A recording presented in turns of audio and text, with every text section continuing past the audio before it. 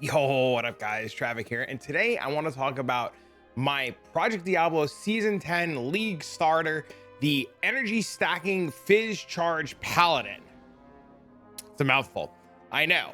Now, if you're clicked on this video and you're like, energy stacking, charge, none of that makes sense. Well, today we're going to talk about something a little bit different, maybe slightly off meta, and maybe something to inspire you to play a new character.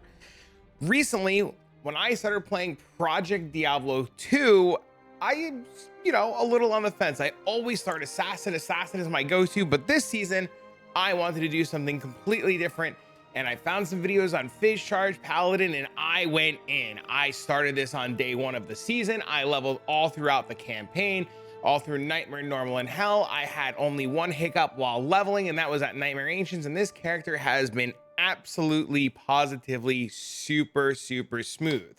While leveling this character, I went through the motions. I got your basic weapon, I got your death, I put everything together, and then while I was farming, I dropped this, and I was like, what the heck is this? I dropped this weapon called the Uldyssians Awakening. It's a newer weapon from what I've been told, and I looked at it and I was like, that's the coolest thing I've seen in a long time. I absolutely positively need to play with that. And I was like all in. Some of my Twitch chat was just like, no, that's bad, don't do it. And then a couple other guys were like, yo, that's sick, let's do it. And I was just like, let's go. Now, if you're a Path of Exile player, pretty much to give you in PoE terms, what this weapon does is this weapon just turns you into CI. And to the Diablo 2 players, this pretty much says you just get energy shield. Now everybody's like, energy shield, I don't get it. What's the whole point? Well, from my understanding of the way that it works is energy shield says that it will absorb a high % of damage. In this case, almost all of it. So like some crazy number of damage, and damage will not penetrate the energy shield, and damage is taken from mana. Meaning every time that my character is hit, my damage is taken from my mana. And in my case, I have 1600 mana. And when my mana pool hits 0, it goes to my life, or most of it goes to my life, and then I just insta die, right? So you're just like mana energy stacking.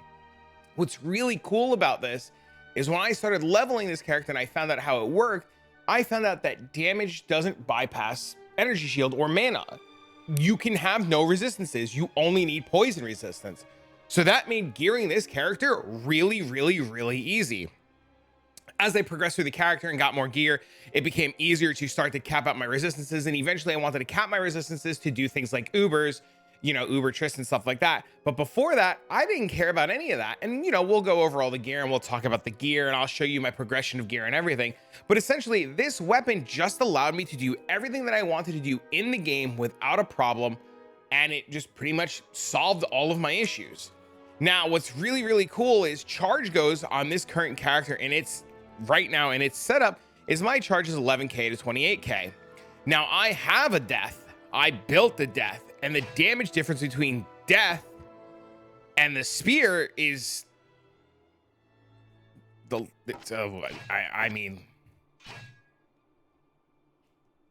speaks for itself. The big trade-off though, going from the sword to the spear, is the sword gives you a lot of attack rating, it gives you a lot of crushing blow, it gives you a lot of deadly strike, and those are really big factors, but you can make them up in pseudo other places. The spear in itself, like I mentioned, gives you an absolute ton of energy shield. It gives you a crazy amount of attack speed, and since charge now scales with attack speed, the spear made it really easy to make all kinds of new breakpoints for charge and our IS frames. But overall, let's talk about the spear and let's talk about energy shield and how it works and what's going on.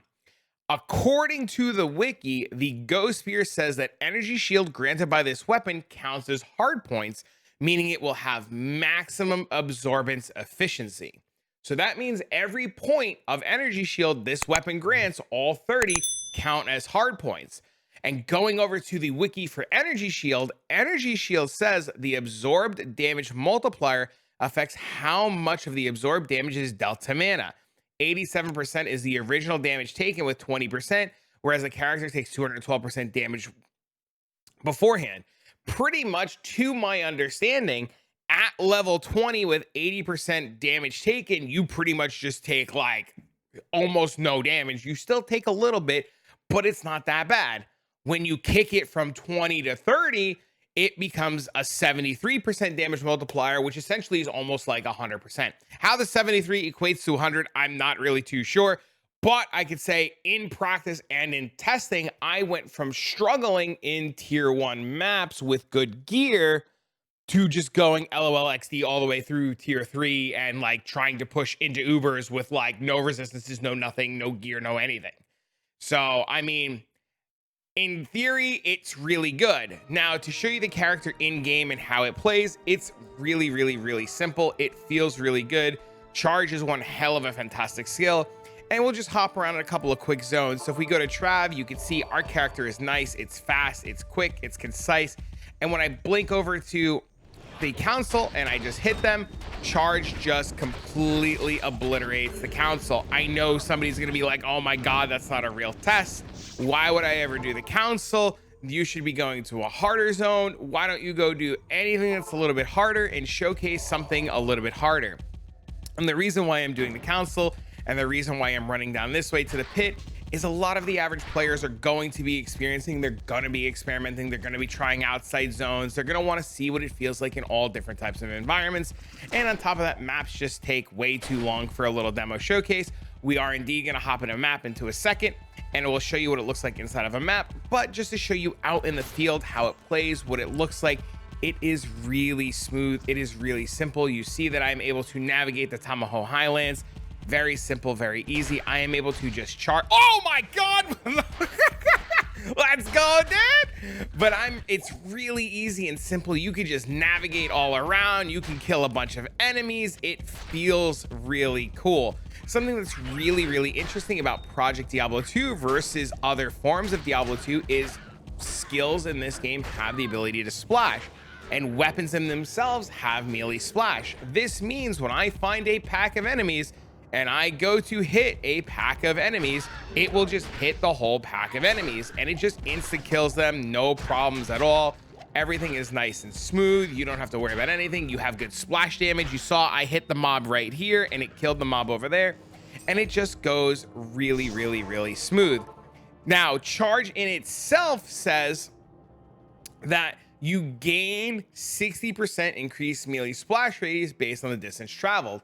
So as you saw while we were going through the pits and we're playing the character, the further away that you charge, the harder that you're gonna, the more area of effect that you're gonna cover, and it makes it a really, really smooth character in terms of grinding maps, doing harder content, and just kind of going through the motions. Now, if I grab just the basic tier 3 map, I have one of them somewhere. I guess we could just grab this one. I don't know what this one is. I've never done this one before, so we're gonna see it live. We'll take this, we'll cube it, we'll roll it rare. Cube with a rare map to roll. Oh, no, this is the wrong one. We're gonna grab this. We're gonna put this in here. We're gonna make our map rare. We're then gonna fortify our map to make it a little bit more difficult. And then we're gonna throw in a world stone shard that I have somewhere, that I put somewhere that I may or may not have lost. I'm gonna put them in here. We'll corrupt our map so we have a nice map. We're gonna put away this gold rune, God forbid of anything, so that we have it. And then we're going to open our map and take a look at what it looks like in the map. Now this map, chance of dropping additional armor, minus res, crushing blow, max life, it's not the hardest of maps, but it's relatively difficult. Then we go in here, and then you see right away, we are able to just insta kill these mobs, no problem at all. All of the mobs are absolutely positively falling right over. Now you could say, hey, but what about death? Can you put on death and show us what death looks like? And you can see it's still strong, but it's a little bit slower. The animations are a little bit slower. It took 5-6 hits to kill these gore bellies. It's just, it's still strong. It's still on the smooth side, but it's not as smooth as I would like it to be. Putting this back on and going through the motions of this map, you'll see right away, a couple of hits here, everything's falling over. We grab our Grand Charm. 1, 2 hits on that gore belly, 3 hits on that one, compared to the 5 or 6 that you just saw. And it's noticeable. It's really, really, look, 2 hits right there. We come over here, we kill this. It is absolutely, positively so noticeable in terms of damage. It's noticeable in terms of speed. It is noticeable in terms of survivability. You feel it every single step of the way, playing between death and playing between the spear. Now, I know, somebody's gonna be like, but listen, I know it's not meta, it's off meta, it's a little bit different, it's not what everybody's doing, but the spear in its current state right now at time of recording isn't very expensive. It is very easy to get a cheap spear. It's, you know, something to look into. You can get, as of recording, a 6-socket spear relatively cheap. I know I bought myself a 6-socket spear. I'm so confident in the spear that I'm planning on saving for a vial to vial my 6-socket spear to stick a Zod in it to go play with it. Yes, it's good. You can buy the spear for a couple World Stone shards at the time of recording. I don't know if I was gonna say like that at the time of recording, and start corrupting them yourself and go from there. But my spear, I found my spear was F. I accidentally XDD corrupted it. I thought I could hit indestructible. I hit enhanced damage. I then puzzle boxed it. I got 2. I was sad. And then I dropped the Zod rune and I thought Zods were worthless. And then I slammed it in my weapon. I put an ED energy jewel in and I just went to town. That's the weapon. That's what it looks like. And this is the, you know, this is why we're stacking things. Now, the weapon in itself too, and the other big reason that we stack a bunch of energy is life, and energy doubles as life. Energy gives us mana, more life, more survivability. And on top of that, for every 1 point of energy, we get 1 point of minimum damage on the spear. So 322 points of energy gives us 322 points of minimum damage, which gives us that 449. So the more energy that you get, the more damage that you're going to get. Overall, the rest of the gear is relatively straightforward. I did manage to pick up this G face with 2 runes in it. Somebody was selling the G face with 2 runes in it for a Vex, and I was just like, yeah, give it to me. I want it. I'll absolutely take it positively. This has been an absolutely fantastic helmet. This solved a lot of issues in terms of switching from the sword to the spear and making up the crushing blow and the deadly strike. I am using Metal Grid very specifically, and very important to know. Metal Grid does 2 very important things for us. One, it fixes our attack rating. Because we are not playing with the sword and we are playing with the spear, we had to fix a lot of our attack rating. Losing roughly 1,000 attack rating might not seem like a lot, but it's relatively a lot. And this character did for a little bit struggle with the ability to hit things. Right now in that map, you see I have a 100% chance to hit things. If I take off this Metal Grid, I go down to 99. If I lose a little bit of, you know, if I change Fanaticism to Might Aura, you see my attack rating comes down a little bit. Having roughly about 10,000, 11,000 attack rating pre-Mercenary is really, really good, and will just make everything smooth. It'll make everything flow. You won't have to worry about hitting things. Now, the reason I still leave on Metal Grid is when I'm in the map and I'm cruising and there's big elites or the map bosses, I don't want to have to deal with them in case the Merc dies. And it's, you know, relatively not a bad amulet. Other options for your amulet, you can do Atma Scarab for amp damage. You can get more attack rating here, some open wounds. You could do High Lords for more damage. My body armor, I have a Fortitude. Fortitude is absolutely positively fantastic. It's probably the best damage dealing armor that you can get outside of that rare mirrored one that people are talking about, that I've heard about, that I haven't seen. But Fortitude, relatively straightforward. Unfortunately, a little bit expensive. It is indeed 1 high rune, and before I had Fortitude, I actually used this stone. This stone was really cool. It solved a lot of my problems as well. It gave me resistances, strength, vitality, the whole 9 yards. Just kind of like helped me get the ball rolling with farming. The rest of the gear is still extremely simple. We have Gore Riders for our boots for the deadly strike and open wounds. If you're not in high tier hard maps, you can use something like War Travelers, Tri-Res boots. But Gore Riders gives you not like a lot of damage. The difference between wearing Gore Riders and not wearing Gore Riders is relatively noticeable. Gore Riders are really good, but if you want more Magic Finder, you want something else, War Travs has flat damage on it. Really recommend War Travs. The belt, we have String of Ears. String of Ears gives you life, it gives you defense, it gives you PDR, magic damage reduction, and overall just a really solid belt. You can also get Verdungos. Verdungos does pretty much the same thing. Our rings, we have a Raven Frost. I did manage to corrupt this Raven Frost for more attack rating. That was awesome. You don't need the corrupt for attack rating. If you do get the corrupt for attack rating, it gives you more wiggle room in your charm section, but you don't need to actually do that.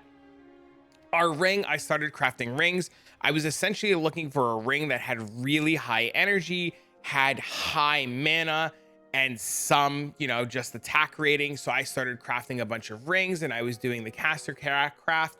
I believe it was an Am rune, a Ral rune, and like a perfect amethyst, or is an Am rune and a perfect amethyst. Like, you know, the craft is on the website. If you actually need help with crafting, or you want to learn about crafting, leave a comment down below. Let me know what you're dealing with. We'll probably make a video and talk about crafting.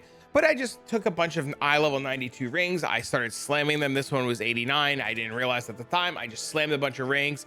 I got something that just gave me energy shield dex attack rating, or energy shield mana attack rating, and just kind of went from there.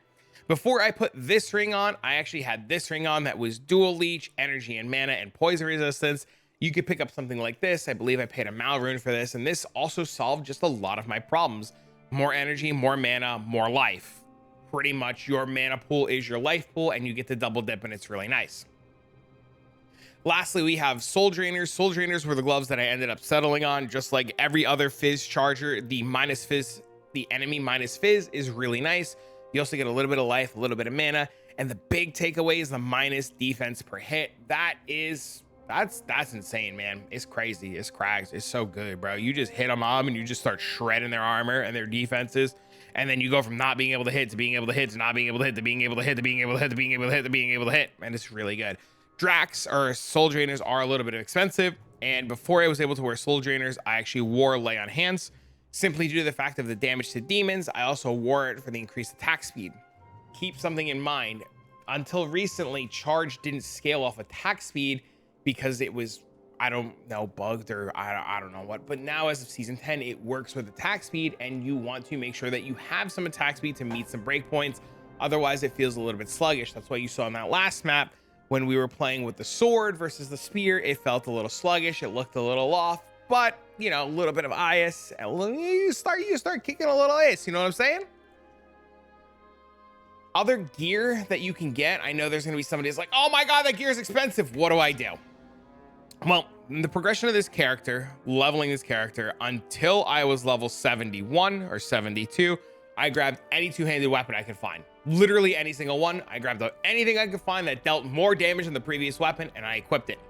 At level 72, I put on this Leorix Mithril Blade. I didn't know this existed. I ended up making friends with another streamer named Adam, and Adam was just like, hey, this is a weapon you want to use. This weapon's completely insane. You should put this on. I put this on, and I started cruising through hell. This weapon carried me from the beginning of hell to the end of hell. No problems at all. The only time I had a hiccup was at Ancients. Everybody has a hiccup at Ancients. I got some help with Ancients, but everything else, I just cruised my entire way through hell. I put this weapon on, I farmed the pits until I had money and got gear. From this weapon, I went to death, like I had mentioned. Death, I farmed in pits. You saw earlier in the video, I just went into pits. I started one-tapping everything. Runes and gear started falling. I did some trading. I made death. And then in the pits, this fell. And then, well, you know the story of this and how we got here. Armor 2, like I said, fortitude. I started with stone. Before stone, I just grabbed anything I found on the floor that looked good and had more defenses and solved my problems. Anything I could find. The helmet G-face was a little bit expensive. Before that, I had on a vamp gaze. I did corrupt my vamp gaze and I hit magic find. I stuck a topaz in it for more magic find. When I'm doing harder content, I want the G-face. When I'm doing not as hard content, I put in the vamp gaze for the extra magic find and still survivability. But before both of these helmets, I did drop a rock stopper, who now my merc is now wearing, and the rock stopper just had a ton of PDR, resistances, and it felt really good. Now I know somebody's gonna say resistances. Why do you mention resistances? Well, until you have the spear on, you need to worry about resistances. So I was looking for gear with resistances while I was using the sword and in my progression of the character. Once you have the spear on, in terms of resistances, you want to focus on your poison resistance and then everything else. As long as poison's capped and everything else is negative, keep an eye on your mana. But, you know, you still want to like try to get resistances where you can. Overall, the rest of the gear, pretty straightforward and simple. You know, just pick up whatever you find on the floor until you're in your 70s and then start fine-tuning your pieces to fix the little gaps. Once you put on the weapon, it's smooth sailing. Our mercenary, you see we're using an Act 2 Blessed Aim Merc. Blessed Aim to solve a lot of our attack rating problems. I gave my Merc my old stone. He inherited my own rock stoppers. He got my old goblin toe boots. By the way, you can use goblin toe before gore riders. And then I just picked up laying on hands on the floor and a belt until I found a better belt for him. His weapon, I did manage to get a Reaper Soul. Reaper Soul is pretty important for this build. These corrupted with bad corrupts, relatively cheap. You do probably want to get your Merc set up because you want your Merc to be able to hit mobs and survive.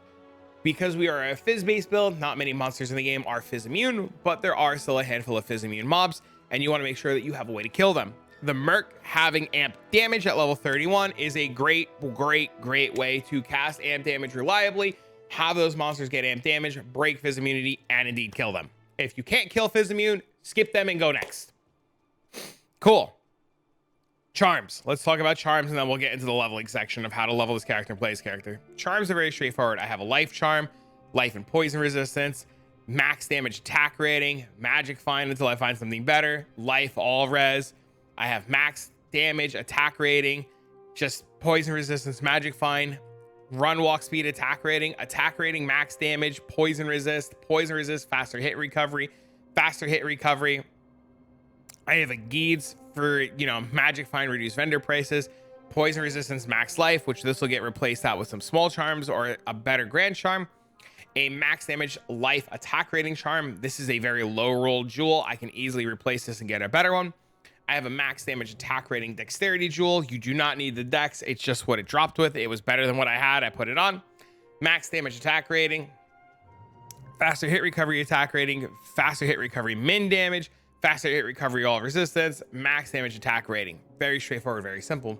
As far as our Torch and Annie go, I went for an Annihilus with more energy, more life. And because Annihilus also has vitality, and because we're double dipping into energy, I focused more on that than the resistances in terms of this charm because, you know, it's pretty good. As far as the Torch, I aimed for higher resistances and higher energy. The vitality being in the 40s, whatever, we don't care. It's still nice. It could have been better. But we just bought a Torch that aimed for higher resistances and higher energy to push our resistances up. Outside of that, it was pretty simple. If you're planning on playing this character and you want to level this character and you want to know the progression that I took in the skills, that is extremely straightforward. When starting a Paladin, if you are level 1 and you are not getting rushed, you will put 1 point into Sacrifice. Sacrifice is the absolute positive bread and butter of this build. You can absolutely not go wrong with Sacrifice. I actually got the idea of Sacrifice and how to do it and how to level by watching a YouTube video that I'm pulling up for you guys now, that I'm going to share with you guys. When I was trying to do research on leveling a Paladin, I found, and I'm going to include this for in the comments, I found this speed running build on Project Diablo 2, and I watched this video a couple times through to just kind of get a feel for how to league start, how to play a Paladin, how to do things. And this guy went over, if you watch it, how to do things by watching the video, and I'll include this for you. But essentially the video said, take Sacrifice, 1 point wonder. This has Detonate Dead on it for the Path of Exile players that are watching. Pretty much what this means is if I kill a mob, its body will explode and deal infinite amounts of damage to everything around it. And this 1 point wonder scaled and killed all of normal Act 1, no problem. As soon as I leveled 1, you put this in, and every point following level 1, we're going to be putting into Might Aura. Might Aura will be our starting damage aura, and Might Aura is going to carry our damage for all of normal. As soon as you hit level 12, or level 11, I should say, you put 1 point into Smite, and then at level 12, we put 1 point into Charge, and as soon as you go put on Charge, that is all you are doing for the rest of your PD2 career. You are putting points into Charge, and you are charging your way through the rest of the campaign. Now, in terms of leveling its importance and order, you want to level Charge absolutely positively first, and then you want to level your Charge synergies being Vigor and Might. You can see that I have Might leveled and that I have Vigor leveled. Once you have Charge fully leveled, you're going to use Might on your left click, Charge on your right click, and you're going to go through the campaign. Once Charge is leveled, once Might is leveled, once Vigor is leveled, I then started to work on my aura. Because I didn't have the spear right away, and because I was aiming to go towards death, I had planned on using Might.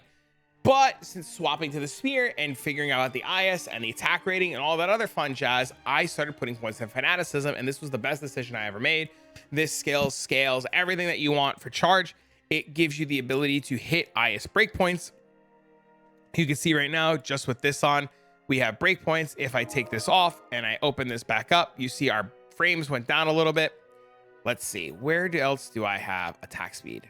So if I put this on right here with just fanaticism on, you see that we hit breakpoints. And you see with the sword on, we hit the 0 breakpoint with 13. Not too bad. I put the spear on by itself and we jumped 2 frames. So fanaticism is great. Fanaticism is absolutely fantastic. It does everything you want it to do. And it, like I said, it just starts to cap out. You see we have 10,000 attack rating here. I put fanaticism back on. And then we go to 13,000. Just absolutely fantastic aura. Everything else is pretty straightforward. You just get points into redemption if you need it. You'll take the synergies to the travel points to vigor, 1 point into redemption. We cap out might, go all the way down to fanaticism. Combat skills, we cap out charge. Because we are playing a spear, we do not have access to Holy Sword. Now we're going to spend a minute. We'll talk about this. Holy Sword is absolutely great. It imbues your two-handed sword with holy energy, allowing you to parry and allowing you to have damage to demons. Great defensive layer, great offensive layer. But because we are playing with a spear, we do not have access to Holy Sword, and that's where the points came from for fanaticism.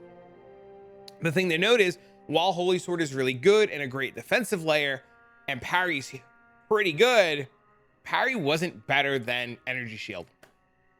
Like, in my testing. I can't say for sure, but in my testing, it was fantastic. Absolutely mind blown. So we don't have to worry about Holy Sword because we have this and we have the damage made up from the weapon, so we don't care about the extra damage to demons. So it allows us to put in the fanaticism and play with fanaticism. Everything else in terms of points, I decided I wanted to put points into Blessed Aim. Blessed Aim has a line of text on it that says reduces target's defense by 2% per base level, minus 13% to target defense. I asked in the Paladin Discord, I asked Twitch chat. According to the research that I've done, that line of text is not tied to having Blessed Aim on. That line of text is simply, you put points into this, when you hit a mob, that happens. And I didn't know that, and I thought that was really cool. The same thing goes for resist fire, resist cold, and resist lightning.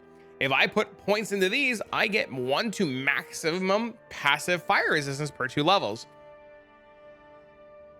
But because we're using the spear, we don't need to worry about resistances until super late. I didn't have to worry about these. Now, depending on what I'm doing, if I want to try different Ubers, I'll probably change up the tree a little bit, make sure to get some points into those. But we really didn't need to worry about it.